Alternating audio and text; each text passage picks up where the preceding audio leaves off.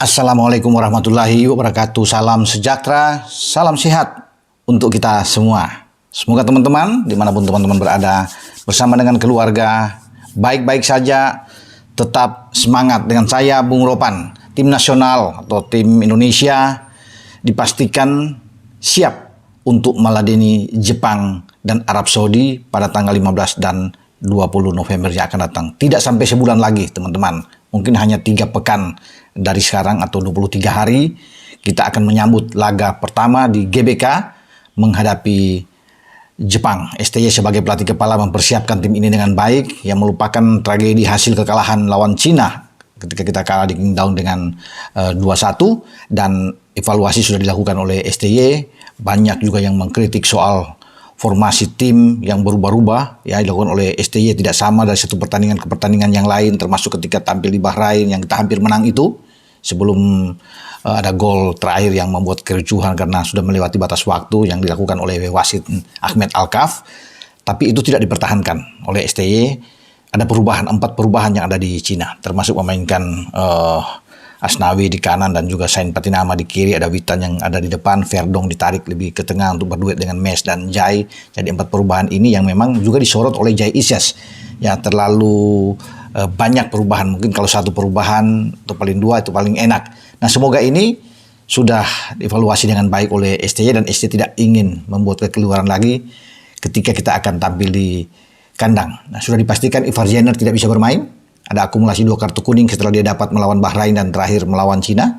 Tetapi kartu kuning yang sempat dilakukan oleh Jai Isyas itu sudah dihapus di putaran kedua saat menghadapi Vietnam di Hanoi pada 26 Maret yang lalu. Diperdapat 1 kartu kuning. Dan saya pikir Jai Isyas akan bermain, tetapi pemain-pemain lain yang mungkin masih ragu untuk dimainkan oleh STY saat menghadapi Jepang adalah cedera dari Jordi Amat. Karena Jordi pulang lebih dulu dari Cina. Dia tidak meneruskan, dia ingin memulihkan kondisi dia, ada pemulihan di sana. Tetapi saya kira dengan kondisi saat ini masih cedera, mungkin saja STY tidak akan menyertakan Jordi dalam tim kecuali dia benar-benar fit, benar-benar bugar di saat akan menghadapi Jepang. Starting 11 terbaik akan ditampilkan oleh STY dan STY sudah berjanji akan melakukan, apalagi melawan Jepang, karena kita tahu Jepang sebagai pemimpin klasemen di grup C Piala Dunia Zona Asia ini 10 poin dan sudah memainkan 4 laga. Tentunya tidak ingin kalah ketika datang ke GBK ya. Pelatih mereka Hajime Moriyasu juga sangat mewaspadai Indonesia dengan banyaknya pemain diaspora yang datang yang saat ini sudah menjadi warga negara Indonesia. Jadi ini betul-betul ya ditandai oleh Moriyasu, timnya tidak boleh menganggap enteng sama sekali. Mereka ingin datang, tidak ingin kalah di GBK. Nah, bagi kita harapan masih ada memang. Ya, agak mengecil, agak menyempit ketika kalah melawan Cina, tetapi masih terbuka.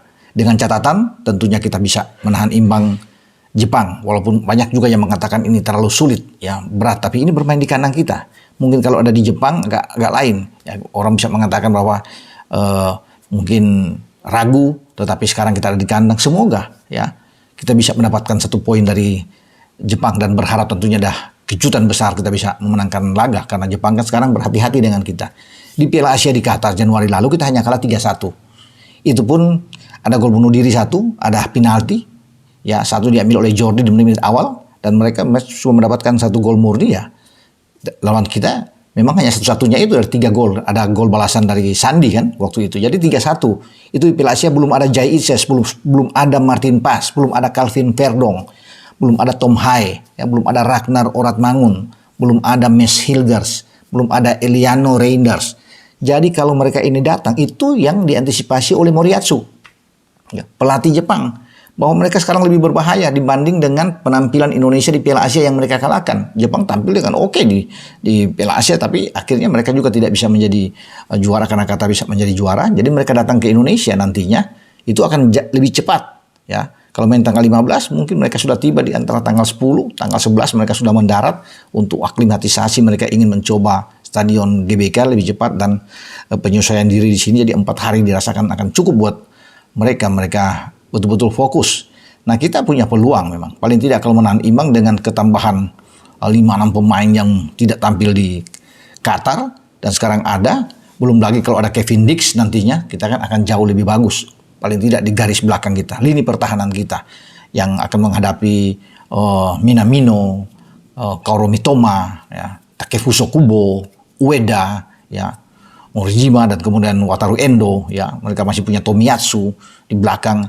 Pemain-pemain mungkin ada 18 sampai 19 pemain mereka bermain di Eropa, ya, tapi kita tidak perlu takut menghadapi mereka. Verdong juga kemarin sudah mengatakan bahwa dia anggap Jepang biasa-biasa aja, tidak ada banyak pemain-pemain yang hebat. Ini Verdong luar biasa ya, keyakinan dia ingin bertarung melawan Jepang. Ya, tidak ada yang tidak mungkin.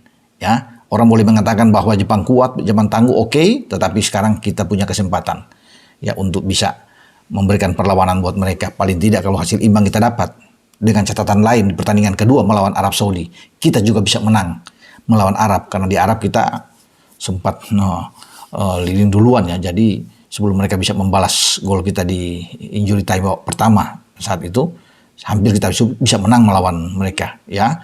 Dan kita akan coba untuk bisa mengalahkan Arab Saudi ketika ada di sini. Jadi kalau kita dapat 4 poin di November, terbuka peluang kita. Kita masih punya 2 kandang lagi untuk menjamu Bahrain pada tanggal 25 Maret tahun depan, dan juga pada bulan Juni menghadapi China.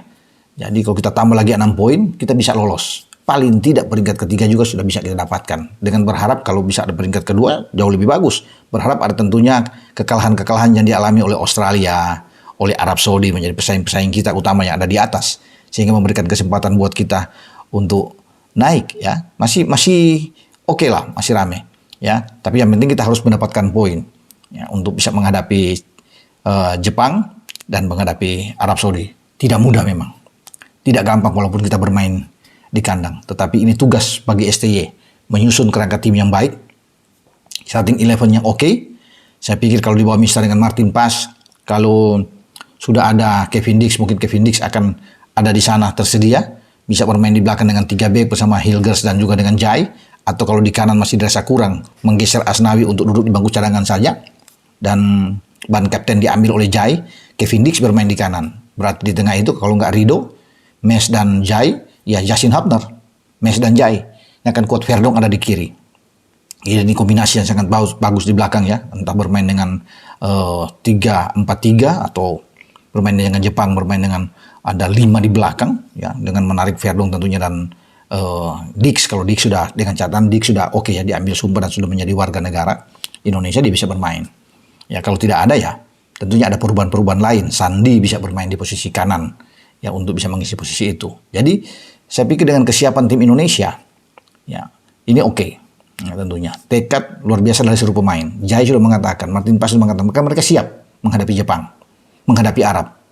Jadi mereka ingin membuat penampilan terbaik di hadapan publik kita di saat akan menjamu 2 tim yang kuat. Jadi semoga ya dengan tekad dari semua pemain yang luar biasa, perubahan yang dilakukan oleh STY ya, dengan pemain-pemain starting 11 terbaik, Martin Paes, Mes Hilgers, Jai ya, kemudian kalau ada Dix, bisa ada Dix di sana, Tom Hae ya, dengan Nathan Cho, Ragnar ya, dan Eliano yang harus ditampilkan kemarin di China dia tidak tampil ya, harus ditampilkan dia bersama dengan Rafael Struijk di depan. Nah ini starting 11 terbaik yang kita miliki. Oke. Dengan saya Bung Ropan berbicara di sini. Ciao.